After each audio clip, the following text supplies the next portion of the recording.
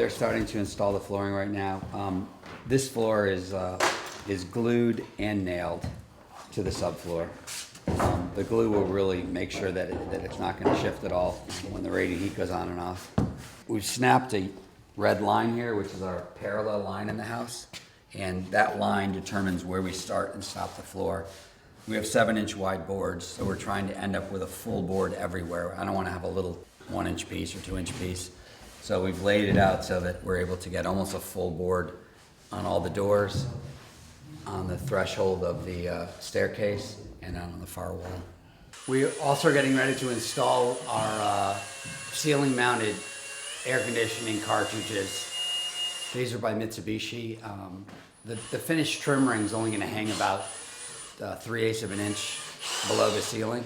What's really nice about them is that all your air conditioning is coming from your ceiling, from the hottest spot. So it's got a return air in it, and it's circulating all the cold air right to the room. Every room has one, so you've got the potential to control the temperature in every room. We've also installed the permanent stairs. Although they're not completed, we've put the steel main structure that actually holds the steel up. These will be covered with white oak treads, so you won't see any of this metal. These are just temporary treads. And then this will all be sprayed kind of a matte gray, so it'll look similar in color, but it'll be finished. And then it'll have glass railings up through. And we have 3 of these stairs. We've got the first floor, the second floor, and the third floor stair. So then we'll also have glass railings around this, so it'll match. All of the railings in the house are glass, the interior and the exterior. And even the glass railings will be on the raised concrete patio and stairs.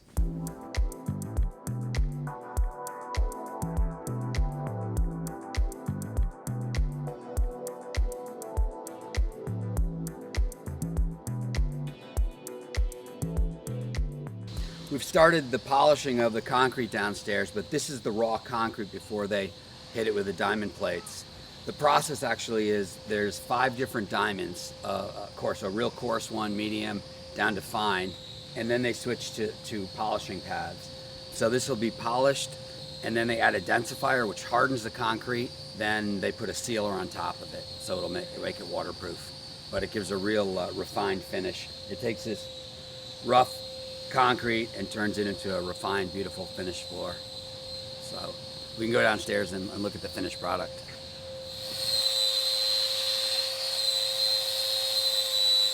Because remember, the sealer, what it does is it protects it for anything, like, any Salt water coming on, or anything, yeah.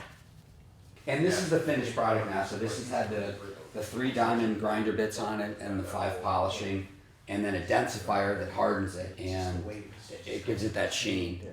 So now what we've done here, we're continuing the tile. The shower floor is done and the floor is complete, and we're putting all the base in. We've also wrapped the base all the way around the room, and then we've started our slab tile. By continuing that base all the way around, we're able to do the wall tile in 2 pieces instead of having a little sliver at the top, and it kind of connects everything together. The back of this shower niche will also be done in the same material as the floor.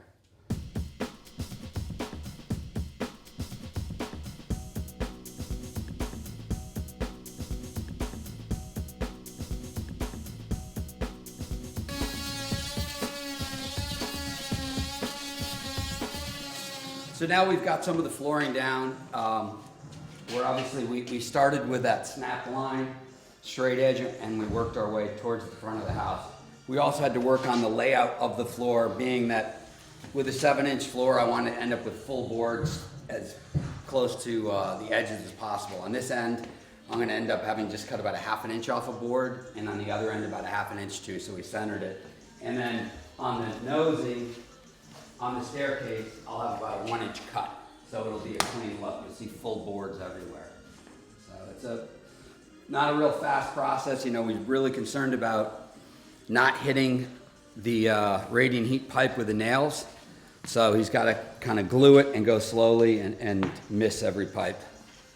Although we had a little mishap last week. The electrician hit one of the radiant heat pipes, so I had to rip a section of floor out and replace a pipe. So hopefully that's the only time, but wasn't fun.